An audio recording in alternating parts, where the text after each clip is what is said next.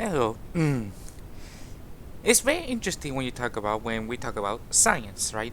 Especially in the philosophical context. In the philosophy of science, there are things that we call science, pseudoscience, and proto-science. And when it comes to pseudoscience, science, some distinctions are very easy to see, and some are a little difficult if you're not familiar with the literature, right? We all know pseudoscience like flat Earth, right? Crystal healing, right? It's the alternative medicine, or at least the overwhelming majority of them, right? Proto science is a little more difficult to understand because it is not bullshit science. It has some level of legitimacy, right? But the purpose of a proto science is, even though it's not popular, it's not mainstream, hell, it may not have a lot of support, but the purpose of proto science is to establish a future field. Like, for example, astrology eventually became astronomy, alchemy became chemistry, Karl Marx's analysis of social structures in a capitalist society later became sociology. There are today's examples of proto-science, right? They are popular, or at least they're trying to establish as a legitimate science, like the multiverse theory, or any interpretation of quantum mechanics that is not Copenhagen, right? Artificial general intelligence, cryonics, like even the skeptic Michael Shermer, who is skeptical of that, even explicitly promotes it. There's fusion energy and cold fusion, the alien research like the SETI and the Galileo project. They're trying to actually study extraterrestrial life, if there's alien life out there, not ufologists, that's bullshit, right? But it is weird when we talk about this, because if you look at the literature, right, like the philosophy of pseudoscience, the demarcation probably considered by Matteo Puglini, or if you read any skeptic book, or the largest skeptic organization in the world, the Committee of Skeptical Inquiry, and its magazine, the Skeptical Inquirer, and its many affiliations like the Center for Inquiry and Quackwatch and the Richard Dawkins Foundation for Science and Education and James Randi Educational Institution, etc. You know, when you look what are examples of pseudoscience, there are two fields that are pretty much universal. At least, like if you look at skeptic books, right, skeptic literature. One is the psychoanalysis, and two, parapsychology. Now, the interesting part: why the largest scientific society in the world, which is the American Association for the Advancement of Science, right, has a psychoanalysis and parapsychology sections of it. Like they have the American Psychoanalytic Society, and you also have the Parapsychology Association, both affiliated with the American Association for the Advanced Society, the largest scientific society in the world, which they own the second most prestige scientific peer-reviewed journal in the world, which is Science, often competing with Nature, which is owned by Spring Nature, which also is a very prestigious academic source where they have a Palgrave publication and the famous scientific magazine Scientific American, right? So the question is, how come these two things that is often considered bullshit has support of the largest scientific society in the world? In fact, if you look at the history of it, there's actually some explanation, right? For example, 20 Nobel Prize winners has supported parapsychology, and even the co-founder of the Committee for Skeptical Inquiry and the founder of the magazine Skeptical Inquirer, Marcelo Truzzi, has admitted that parapsychology is actually the most advanced proto-science field in the world. So how come this thing that we often consider as bullshit has some legitimate support? Well, in fact, when it was first established to be part of the American Association for the Advancement of Science, right?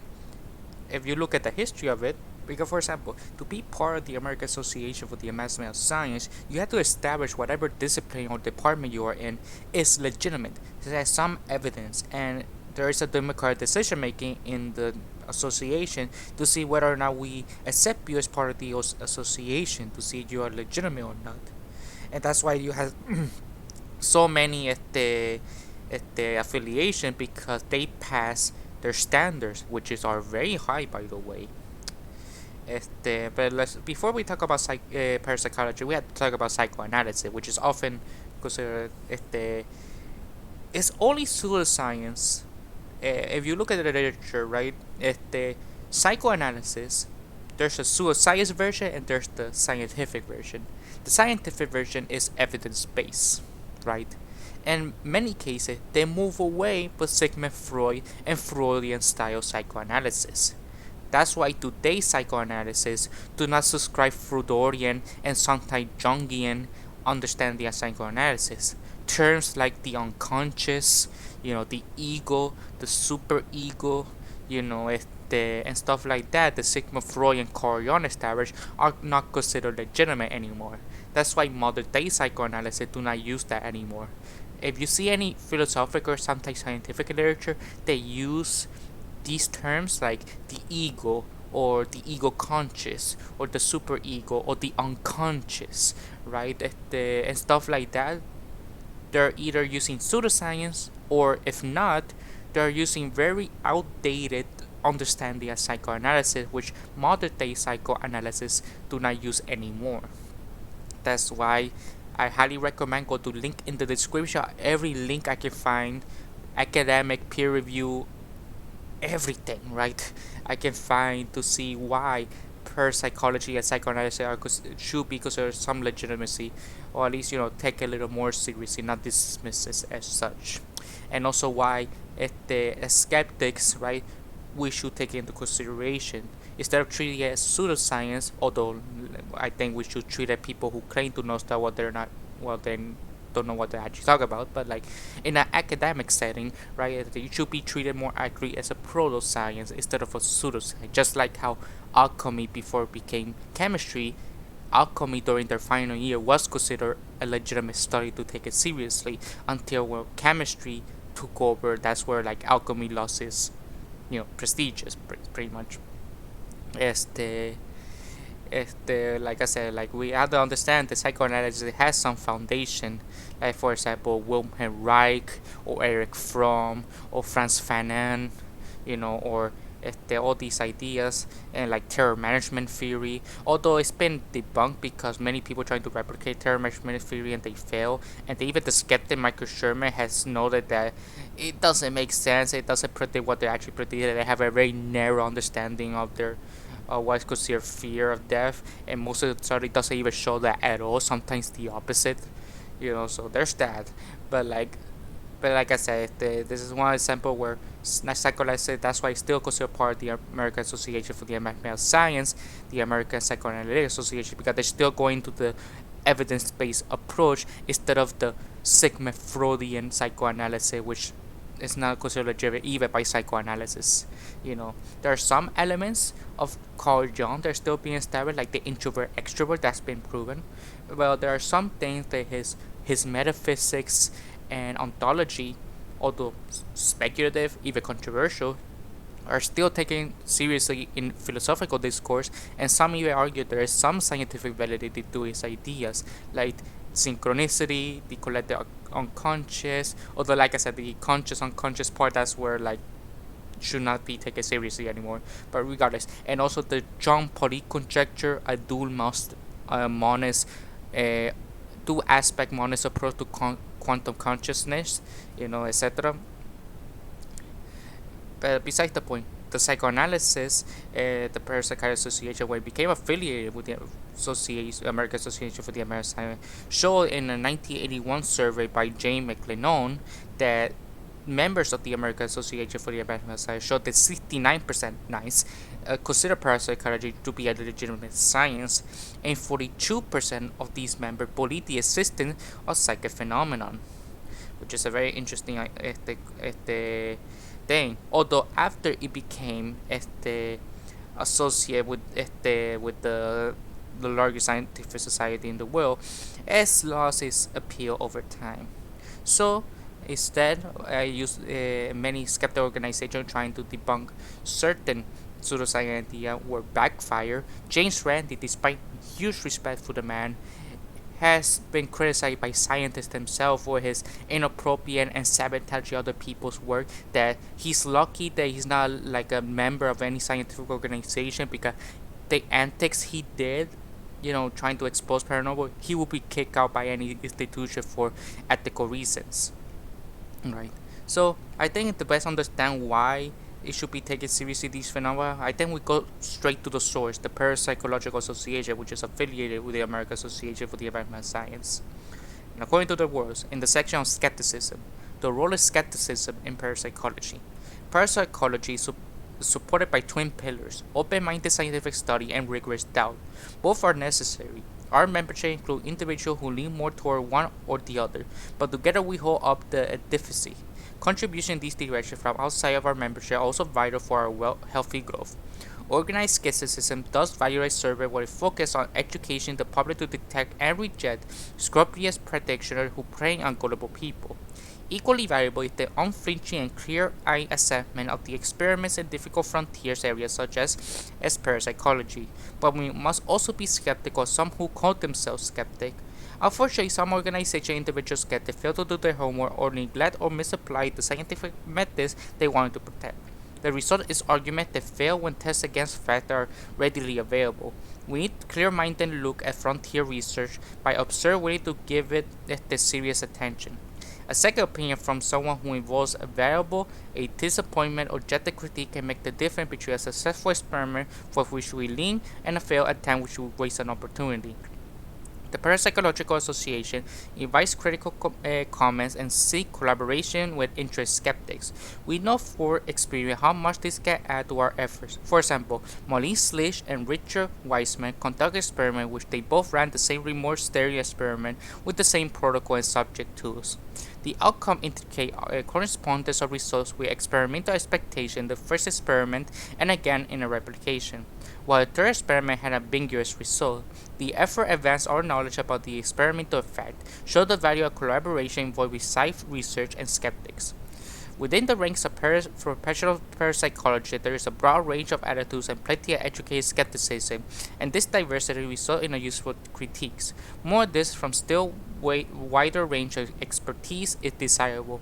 We encourage other scientists to take a look at our research from objectively skeptical point of view and clear construct criticism that have been helped to make work more productive. This general initiation is a recent initiation by recognition of the value of skepticism is hardly known, as evident by Alistair Harvey's treacherous remarks in 1965 on true opposing perspective, and I quote, "The scientist who has vision, who has fertile ideas, is not unlike the artist in having a certain, perhaps misplaced affection for the children of his creative thoughts. His devised experiment to see if they will survive tests of validity, though they may pretend not to care one way or the other, yet secretly he hopes they will live. Just because of this, his experiment may later be found to have been unconsciously biased in their design." Now, if we look at the opposition party, we shall, I think, find some of them just as biased and blind for another emotional reason. They are so with an almost religious passion. They are fighting to stamp out the last vestige of superstition, and they feel to be lurking in the minds of someone who call themselves scientists. End quote. The way forward is recognizing the healthy of these two parties and combine forces to achieve a productive balance. We focus here on consciousness-related research, but the principle apply very broadly. All science, but specifically science at the edge what we know, needs rigorous and constructive criticism to do this job well. We wish to encourage clear-minded, educated critique as a replacement for what something looks like ideologically driven pseudo-skepticism. To the extent that we discern the difference, all good scientists can breathe a sigh of relief. The annotation links will attempt for people who refer to informed conclusion about the growing edges of science. We will highlight the sample of low-level, uneducated skepticism, but also describe cases where the skeptical perspective was correct and help make experiment better show how mistaken or omniscient may render a conclusion. Examples: the skeptical concept is a collection of examples and articles that touch on the question we raise. It's a repository in English for illustrating for the best and worst in skepticism relevant to consciousness research. There is the skeptical investigation, publication provide perspective and resources for the people interested in making skepticism more effective. It includes top-tier, well-known skeptics to help media people get an honest picture with information about where skeptics are coming from. It helps different skeptics with a personal agenda for those who are fairly presented a broader science community.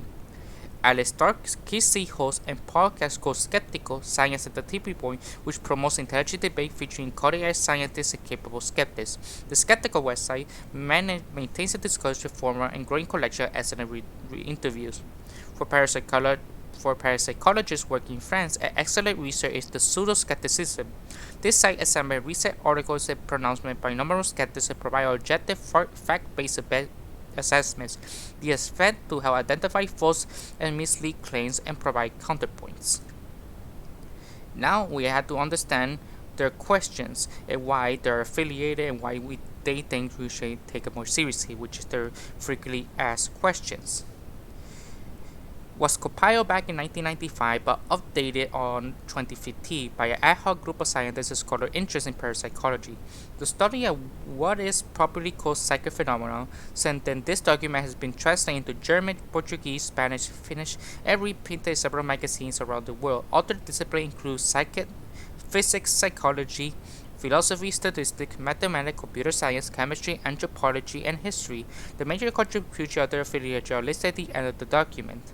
The majority of this group are members of the Parapsychological Association. It's an international professional society founded in 1957 and led the affiliation for the American Association for the Advancement of Science in 1969. One now officially published of the Parapsychological Association when it comes to this particular frequently asked questions. The contribution includes several past presidents of the members of the board direction for Parapsychological Association. The authors completed laboratory and field research with parapsychology is estimated at over 400 years. The author listed aim for consensus on each FAQ item by its many topics, especially in young multidisciplinary domains like parapsychology. There was some disagreement in spite of the disagreements. The authors believe that because of the bourgeois public interest in parapsychology, the lack of reliable information about the topic on the web, and many myths the story associated with the field was so important to some basic information at the web sooner rather than later. So what is the intention audience? It was written for general introduction for parapsychology for individuals ranging from advanced high school student to professional with little to no background in parapsychology. Reading for such a broad audience is a challenge because gaining experience of appreciation for parapsychology today requires at least passing knowledge of wide ranging topics including statistics, experimental design, quantum mechanical theory, the sociology and philosophy of science, history of parapsychology, and scientific literature of parapsychology. Because our expected audience is so broad, we have touched only briefly on many technical issues underlying interesting issues and debates within the field. Therefore, the approach to this FAQ is to clarify the complex topic of parapsychology without glossing over important points and without dumbing down basic content. For few particularly tricky issues that we do wish to cover because we have included sections labeled technical note. We are slowly building a comprehensive social information on parapsychology, mainly through the addition of hyperlinks to other resources on the web, including details on major topics of debate, the parade theory discussion on empirical evidence, links to journal papers, reference sources, mission statement, and other evidence for the Parapsychological Research Center, interventive researchers' homepage, and home pages of the Ready Scientific Scholarly Society. The content sparked debate among the author. At least 6 potential audiences were identified. Physical scientists, social and behavior scientists, hardened skeptics, new age enthusiasts, those interested in ghost and hunting investigations, and readers with little to no background in any conventional science or parapsychology. For physical scientists, we felt it was important to discuss methodology and terminology and to comment some of the usual criticism of parapsychology. For social behavior scientists, we added some implication of the observation that the people throughout history across all cultures have reported psychic experiences. For hardened skeptics, people who are knowledge of parapsychology based solely upon the skeptical literature. We felt it was important to address the fact that there is substantial scientific persuasive empirical data available. For people with new age or paranormal interests, enthusiasts, or assumptions, we felt that at least part of the purpose here would be indicate the limits what claims to be scientific data actually justify. For other readers who may little to know nothing about the topic or about science or scientific method, we applied to a broad brush approach to cover as much of the field as possible in a single document. So, What is parapsychology? It's a scientific and scholarly study of three kinds of unusual events: the mind-matter interaction, ESP, and survival. Survival means that your consciousness survives death, and personal survival if your consciousness and personality survives death, which is association with human experience. In fact, the Bigelow Institute of Consciousness was founded in 2020, and they made the first ever contest to see there is evidence for the afterlife. And if somebody wins, they win like $100,000, and somebody actually won, making the first time ever that there is some evidence of afterlife, and the winner make specifically a personal survival. Although it's not a definitive proof to end or be all, but it's considered a major step forward. And now they gotta make a next contest where in 2024 they announce the winner about whether or not communicating with the dead is even possible. Okay, which association with the heavier spirit is it that these phenomena suggest that a strict subjective objective dichotomy proposed the old paradigm may not be quite so clear cut as once thought. Instead, these phenomena may be part of a spectrum that what is possible, with some event and experience occasionally varying between purely subjective and purely objective. We call such phenomena anomalies because they are difficult to explain with current scientific models. Parapsychology only studies those anomalies that fall into one of these three general categories: ESP, mind-matter interaction, previously known as psychokinesis, and phenomena such as a survival after bodily death, including near-death experience, aberration, and reincarnation. Most parapsychology do expect the research will eventually explain these anomalies in scientific terms, although it's not clear whether they can be fully understood without signaling some may say revolutionary expansion of the current style of scientific knowledge. Other researchers take stance that existing scientific models of perception may adequately to explain some of all parapsychological phenomena. In fact, even if I was a proponent of parapsychology, there are certain topics that feel that they should be disregarded even by parapsychology because there's been no evidence whatsoever, or the evidence has been so weak, or it's been outright debunked. Two biggest examples are psychokinesis, also known telekinesis, and reincarnation. Because reincarnation is shown that it's not even capable to be possible, and even then, the best evidence by the best scholars who are trying to make this are interviews with children between age 2 to 5. That's it. That's their best they can offer for the past 40 years. In fact, Bayesian probability refuse reincarnation altogether. You know, there's so many problems with it. It's like, and even people who are proponents of it, even the best defenders, had admitted their methods, no matter how detailed scholarly, they admitted there are better explanation, and most people who claim to be reincarnated are more likely bullshit. So they themselves have admitted. So that's a bad sign. And then once to telekinesis, the U.S. government made a psychic project called the Stargate Project, and their main focus was remote viewing and nothing else. But they did try to tackle with telekinesis, psychokinesis, and they say we show that there is no evidence of psychokinesis, so they just admit it outright. So it's like there's no evidence for it. So it's like, yeah, those two things should be out the window.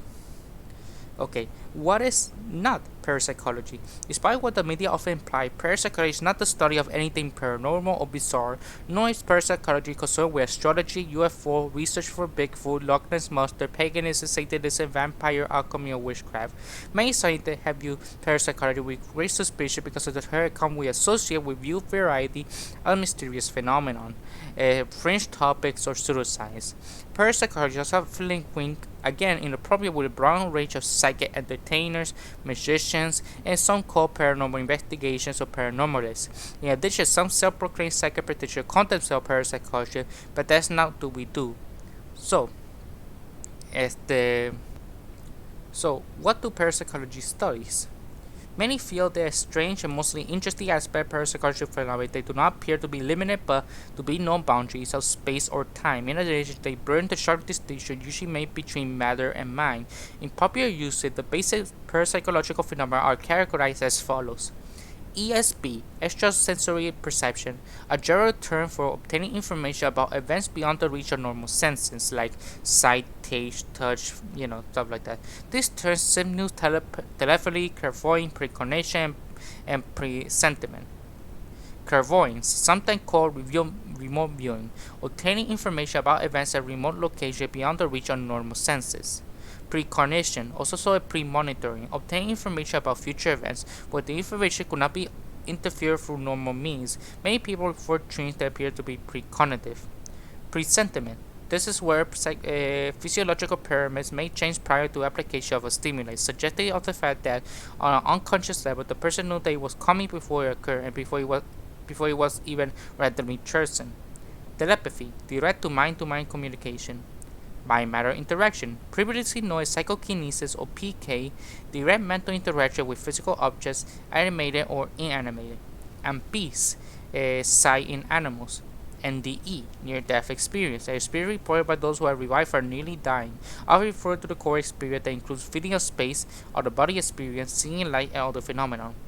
OBE, out-of-body experience, the experience of feeling separate from the body, often accompanied by visual perception as though from above body. Reincarnation, the belief that we live successive life with primary evidence coming from the apparent recollection of previous life by very small children.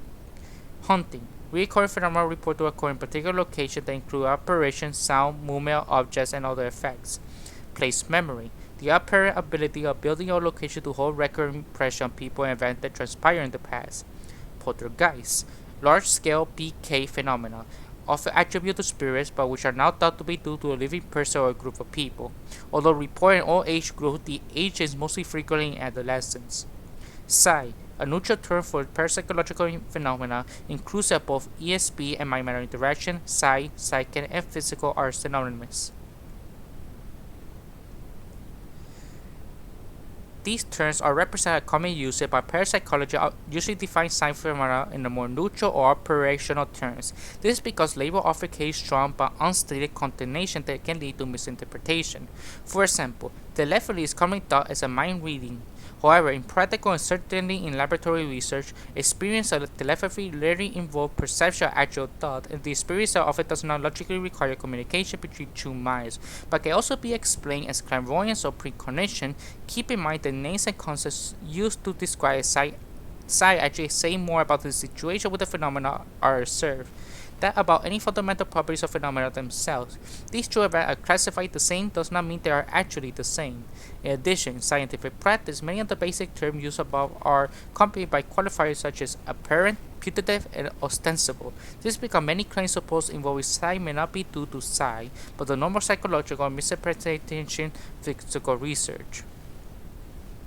So, why are they interesting? They are interesting mainly because of the implication to list a few examples of psi phenomena, such as A. What science know about the nature of the universe is incomplete. B. That the presupposed capability and limitation of the human potential have been underestimated. C. The fundamental assumption and philosophical belief about the separation of mind and body may be incorrect. And D. The religious assumption about the divine nature of quote-unquote miracles may have been mistaken. As a side, we should note that many parapsychologists today, including most of the authors, take an empirical, data-oriented approach to psi phenomena, especially avoid discussing speculative implications that are not supported by data. However, some researchers regard the quantifying parapsychology as having a wide variety of important implications, including implications about the spiritual nature of humankind, and thus in defense of the broader readership. Because aspect of this document, we present in the following technical notes some of the possible implications by knowing that this section is of course speculative. Physicists tend to be interested in parapsychology because of the implication that we have cross misunderstanding about space and time and the transmission of energy and information. Biologists are interested because of psi implies the existence of additional unexplained methods of sensing the world. Psychologists are interested in what psi implies the nature of perception and memory. Philosophers are interested because psi phenomena especially address many age-old philosophical problems, including the role of mind in the physical world and the nature of objective versus the subjective. From a materialism perspective, one of the foundations of current scientific worldview, human consciousness is nothing but an emergent product functioning of the brain, body, and nervous system. That is, no matter how different mind may seem, solid stuff like bodies generally solely by the electrochemical functioning, and so is absolutely dependent on it. When the brain dies, so does consciousness. From this perspective, claims of survivability, death, or ghost, or apparition must be due to wishful thinking. Furthermore, the limits of material functioning automatically determine the ultimate limits of mental functioning. Thus, ESP and PK appear to be impossible, given our current understanding of how the world works. And yet, science phenomena have occurred in all cultures throughout history. They continue to occur, and some of the reported phenomena have been precisely verified using scientific methods. Because science seems to transcend the assumed limits of material functioning, and therefore, some interpret science supporting the idea that there is something more to the mind than just mind-brain identity theory, that there is some sort of non-physical going on. This non-physical aspect is an aspect that does not seem to be entirely bounded by space or time as present scientific model require. Might survivally bodily death? If so, there may be important truth contained in some spiritual ideas and practice. Of course, parapsychology is a very long way from being able to say that the data show that X are especially right about B and C, but that run about dogmas of certain ideas. We must emphasize there is a big difference between simply knowing defining parapsychology main implication for spiritual concepts versus the idea that parapsychology is driven by some hidden spiritual agenda. Some critics of parapsychology seem to believe that all parapsychology are hidden religious motive and that really ought to prove the existence of a soul. There is no more truth than claiming that all chemists really harbor secret ambition about alchemy. The real agenda is to transmute mercury into gold. The reason why serious investigators are drawn to any discipline or diverse as their background. So, what are practical implications of this field? Studies of direct mental interaction with living systems suggest that traditional mental healing techniques, such as prayer, may be based on genuine science-mediated effect. In the future, it may be possible to develop enhanced methods of healing based on these phenomena. Science may evolve in Murphy's Law. If anything can go wrong, it will. This is modern machine based upon sensitive electronic circuits, such as copiers and computers, may at times directly interact with human intention. As a result, SpringBrief failed to appropriate times. Of course, the converse may also be true that it's possible to repair to control sensitive machines solely by mental means. Such technology should be significantly benefit handicapped persons. Other potential applications include improved methods of making decisions or locating missing persons or evaluation decision events that we cannot go to because of distance, time, or accessibility. These include the possibility of site-based historians and forecasters. Highly developed site ability may benefit psychotherapy and other forms of counseling. Science may have used provide statistical edge in the financial market locating archaeological treasures. So, what are the major research approaches? Because it's many this multidisciplinary domain, there are many ways to conduct research. These are the main ones. Scholarly research includes discussion of philosophical issues and historical essays. Analytical research includes statistical analysis of large database, case studies including in-depth studies of personal science, experience, field investigation, and comparison of cross-cultural beliefs and practice related to science. Theoretical research including mathematical description and phenomenological models of science. Experimental research including laboratory studies of side effects. Although all five of these approaches contribute to the field today, the primary source of hard evidence in parapsychology is controlled laboratory experiments. By applying the essentially standard scientific method, research over the past 6 decades has developed an increasingly persuasive database for certain types of psi phenomena. Several major experiment designs have been developed during this time, and select few experiments have now been repeated hundreds of times by dozens of researchers worldwide. Sometimes these experiments are conducted as strict replication, but more often there are conceptually similar experiments that are control or standard ratio question addressing. For our interview, we know the psi experiments are replicable. Examples are The Conscious Universe or The Entangled Minds, both written by Dr. Tyranny. What are the major psi experiments today? From popular books and portrayal of parapsychology in movies like Ghostbusters, many people assume the psi experiment today primarily use the well-known ESP cards. This is a deck of 20 cards with the repetition of 5 cards using symbols of square circles, wavy line, cross, or star. Such cards were developed and used extensively in early psi experiment, primarily by J.P. Ryan and his colleagues from the 1930s through the 60s. These cards provide persuasive evidence for ESP, but today they are already used by professionals. 5 of the most prolific and persuasive of the current experiments are listed in the 5 items below: PK on random number generators, PK on living system, ESP in the GANs field, remote viewing, and presentimental studies. So, what is the PK number generator? The advanced electronic computer technology has allowed research to develop highly automated experiments studying the interaction between mind and matter. In such experiments, random number generator based on electronic radiated noise produced data stream that is recorded and analyzed by computer software. In a typical RNG experiment, a subject had to mentally change the distribution of the random number using an experimental device and is functionally equivalent to getting more heads than tails flipping a coin. Of course, the electronic computer experiment may have many advantages over earlier research, like for example tossing a coin or dice. But the RNG experiment, great flexibility is combined with careful scientific control and high rate of data quantization. A meta-analysis of the database published in 1989 examined 800 experiments by more than 60 researchers over the preceding 30 years. The effect size found to be very small, but remarkably consistent results in an overall statistical deviation of approximately 15 standard errors from a chance effect. The probability that the observed effect was actually zero, i.e. no psi, was less than 1 part in a trillion, verifying that human consciousness can indeed affect the behavior of a randomly physical system. Furthermore, while experiment quality has significantly increased over time, this was uncorrelated with the effect size, in contradiction to a frequently but unfounded skeptical criticism.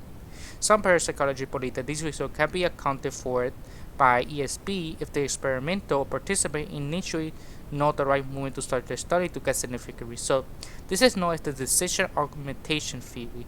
However, the apparent effect of focused mass consciousness on a worldwide network RNGs, like the Global Consciousness Project, suggests that at least some of the time there is elements of mind-matter interaction.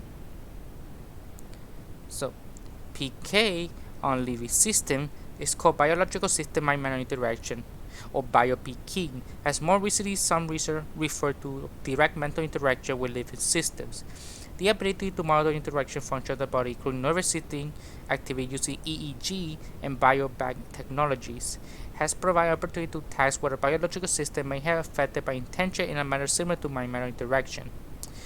Experiments that have been reported successful is one that look at the commonly reported feeling of being stared at. The stare and the stare are oscillating in different locations, and stare is particularly apt to simply gaze at free via closed-circuit video links. Meanwhile, the stare is nervous system activity is not automatically and continuously monitored.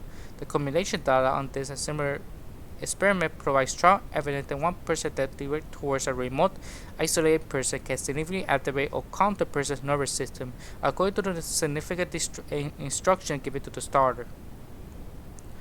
We also have remote viewing. The gas field technique indicates that information can be exchanged mentally after receiving a place in an altered state of consciousness, the gas field. The remote view experience is one of its many forms. Investigate whether information can be gained without requiring a special altered state and without a center. For example, in one type of remote view experiment, a pool of several hundred photographs are created. One of these is randomly selected by a third party to be the target. It is set aside a remote location. The experiment participants intend to sketch outside describe the remote target photo. This is repeated for a total of 7 different targets. Many ways to evaluate the result tests have been developed, including some highly sophisticated methods. Uncommon and easy methods to take a group of 7 target photo response, randomly shuffle the target response to as independent judges to make order to match correct sources and particular actual responses. If there was a real transfer of information, the response would correspond mostly to the target than to the mismatched target.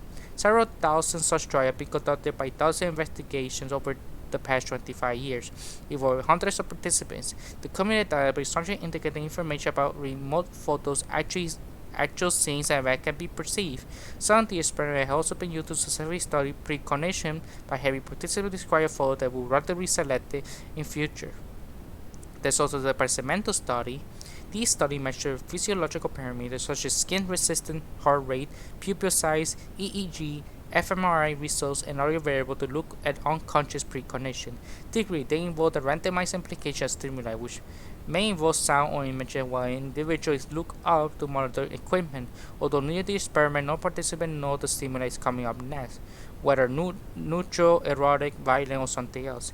These physiological parameters show to have 1 free seconds before the actual stimuli occur, and perhaps even more interestingly, before they has been randomly chosen by the computer. These findings have been independently replicated in a variety of experiments and laboratories around the world when one loses a reaction in the autonomic nervous system or central nervous system. When it comes to methodology, these commonly enjoyed in other scientific disciplines. Laboratory studies use research methods from psychology, biology, and physics. Field research uses methods from sociology and anthropology. These are plenty of textbook research methods in these fields, and we won't attempt to summarize them here. What's special about parapsychology, the need to pay very close attention to conventional explanation. This is because we define psi phenomena as exchange of information that do not involve currently known conventional processes. For instance, we talk about ESP when people know about things going on in their environment without getting the information by seeing, hearing, touching, smelling, or through any other non-sensory input, or without being able to figure out the target information. We talk about PK when physical systems appear to react to people's intention. There's no physical contact between the person and the target. Words like without, phrase like no one show up a great deal in description of psi phenomena. Therefore, an important part of parapsychological research is eliminating no contact methods or laboratory setups and thinking carefully about them when evaluating reports of people's experiences. ESP research that requires know about the psychology of sensation, perception, memory, thinking, and communication about the biology of physics of sensation and movement. In PK studies, it's important to know about the physical characteristics of the target, how it works, what it might affect it. In field studies, in most laboratory studies, it's important to know about the ways in which people can interact with each other. Of course, in field studies, it's much more difficult to eliminate conventional explanation than it is to laboratory because you can set things up before to eliminate conventional contact between the people and the targets. Even when we know contact methods are well controlled or eliminated, there's always possibility that we observe could have occurred by chance. This is the percent per ESP, knowledge about some distant event that might be random guess that just happen to resemble the target, or what looks like a PK effect of a physical system which might be a random chat that a system that just happened to occur at the right time. So it's important to know statistical methods to use measurement, how likely has then event could have occurred by chance, and how to decide what is unlikely that make more sense to think there was really some kind of side contact. Sometimes field research is not concerned whether the experiment people report were really psi phenomena, but instead ask questions like why do people report experience these things or psi? How does having these experiences affect their lives? Or do people's psychological cultural characteristics influence how likely they are to interpret experience as psi? This is straightforward anthropological, sociological, or psychological research. It does not require some kind of strict attention to eliminate conventional explanation. The value of field research method is to investigate the experience that people actually report. These include experiences such as pre-connected dream, out-of-body experience, telepathic impression, auras, memories of previous lives, hauntings, poltergeists, and operations. Research on these issues results in information about incidents, phenomenological, demographic, and psychological correlations of experiences. While the field of particular case research is less technical, often more exciting to read, it's wise to avoid jumping to conclusions about the nature side from individual cases. Just studies examine how people report or think about their experience, not what those experiences actually are. However, because particular case study concentrate on the raw experience, they offer a valuable view the side that is often missing in controlled laboratory experiment. Case study provide a chance to discover the personal meaning and the psychodynamic underlying the experiment, which in turn might provide important hints as the possible mechanism of psi. Important laboratory research to determine the degree to which experiments report the field of spontaneous case research can be verified using current scientific methods. If they prove to be variable in the lab, the major entire lab work usually shifts from proof-oriented research to process-oriented, which the goal is to discover the psychological, physiological, and physical mechanism of each phenomenon. So, what are the common criticisms about parapsychology? Constructive criticism is essential in science and welcomed by the majority of active science researchers. Strong skepticism is expected, and many parapsychologists are far more skeptical about psi than most scientists realize. However, it's not generally appreciated that some more vocal criticism about psi are actually pseudo-criticism, that is, more verbal in bilingual criticism, occasionally asserted by some skeptics, often issued by strongly held prejudicial position that the criticisms are not offered as constructively suggested, but as authoritative proofs of the impossibility of it.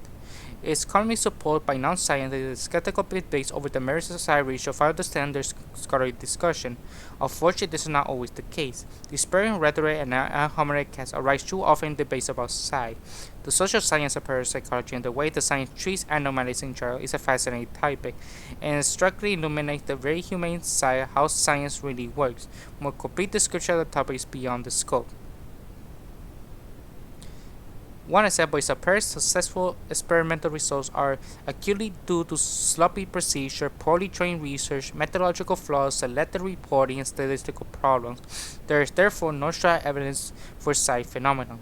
Response: This issue has been addressed in detail by meta-analytical reviews of experimental literature.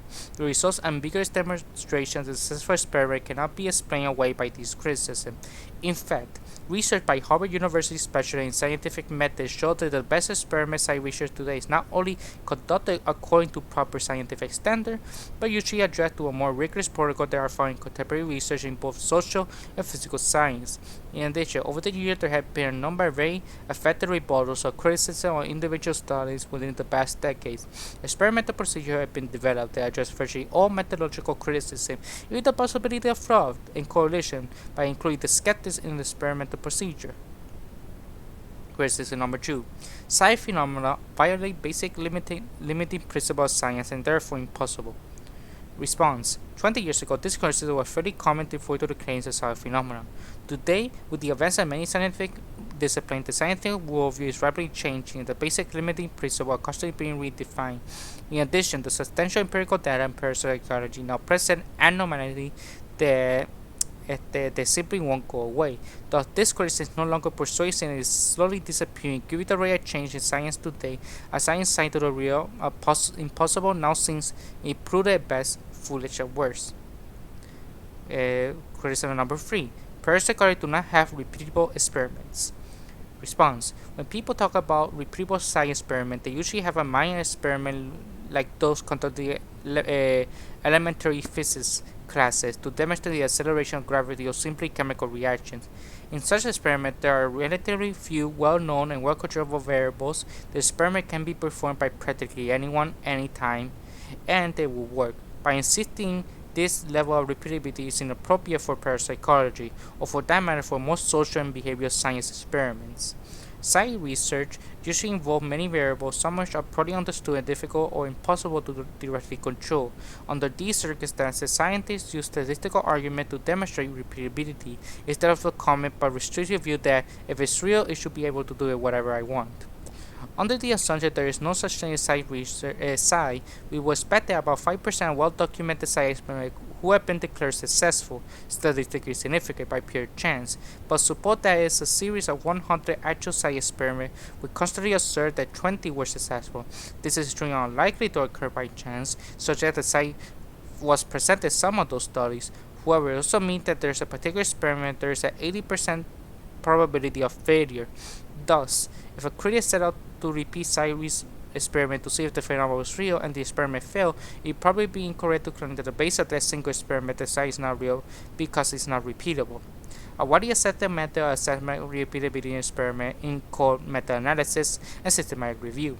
This quantitative technique is heavily used in social behavior and medical science to integrate research results of numerous independent experiments. Starting around 1985, meta-analysis has been conducted on numerous types of science experiments. In many of these analyses, results indicate the outcome were not due to chance or methodological flaws or selective reporting. In any other plausible normal explanation, what remains to cite is the several experimental rounds that is clearly being replicated by independent investigations. So, why is the parapsychology so controversial? There are 4 main reasons. 1. The media and much of the public often confuse parapsychology with sensational, unscientific beliefs and stories about the paranormal. This widespread confusion has led many scientists to simply dismiss the field as unworthy of serious study, and thus they think it's not worth their time to examine the existing evidence. In addition, throughout understanding the nature of existing evidence in parapsychology is not easy. While the meta-analytic results are both substantial persuasive, meta-analysis requires specialized knowledge to understand that form of evidence. For people who are not familiar with statistics, who don't trust it, which usually a sign of misunderstanding, the evidence will not seem very persuasive. Those same people may then go looking for big stuff and sign your face self-evident proof, and they will find enormous amount of anecdotal evidence but almost no scientific credible data.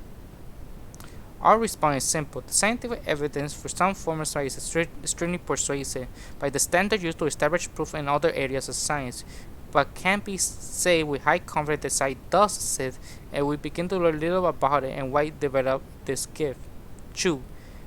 Even if someone wanted to study the evidence, much of the persuasive work is published in limited circulation professional journals. Independent were only found in few university libraries, which scholarly need to request reprints and technical reports from individual authors. And cumbersome process at best. Fortunately, this situation has been recently changed. There is now a subscription-based online library which includes all the journals and proceeds ever published for the Society for Physical Research, the Journal of Parapsychology, the European Journal of Parapsychology, the Journal of Scientific Exploration, Research in Parapsychology, and Site Researcher Paranormal Review. It also has some books available. Best of all, the database can be researched to pull up particular word topics or names. Third, some people are afraid that a sign might be true, and for example, fear about sight raises the following reason. 1. It's associated with diabolical forces. 2. It suggests the loss of normal ego boundaries. 3. People might be able to read your mind and know what you secretly or unconsciously harbor sexual or aggressive thoughts or worse. 4. If you talk about it, people might think you're crazy. 5. If you think you experience sight, maybe you are crazy. 7. Your parents provide negative reinforcement for any demonstration of psychic abilities when you were a child. 8. They give outside leaders to medieval superstitious mentality which would turn support rising tide dangerous primitive thinking. 8. With ESP, you might learn that you do not want to know about yourself or other people. Like, for example, accidents that are about to happen, things you rather not be responsible for knowing about. 9. Psi might interfere with normal human process of ego separation development, and therefore we can have devised subtle strategy for cultural invitation. 10. If you are telepathic, how you will distinguish other people's thoughts from your own, but this will lead to mental illness. 11. Many people have self-destructive streak their personality.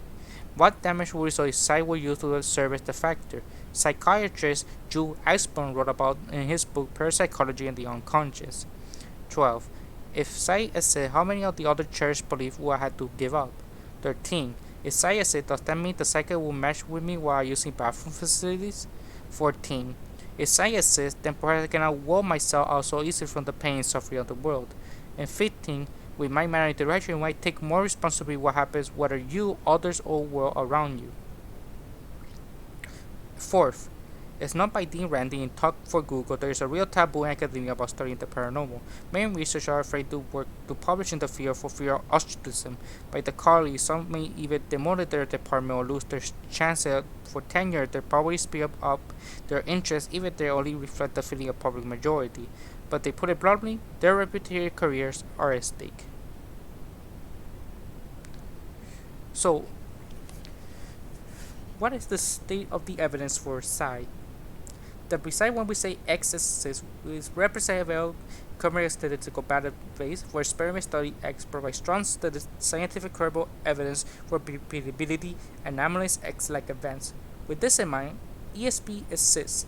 Presentemente, physical change in the skin reactively, people size or rate and other factors indicate precondition people with the stimuli supply exists. Telepathy, direct mind-matter communication exists. In mind-matter interaction, previously known as psychokinesis or PK exists. The survival of bodily death remains unproven, though there is suggested evidence for this form and reconnection research before by Ian Esterson and others. Note that we are using terms ESP, telepathy, MMI in a technical sense, not in the popular in a popular sense.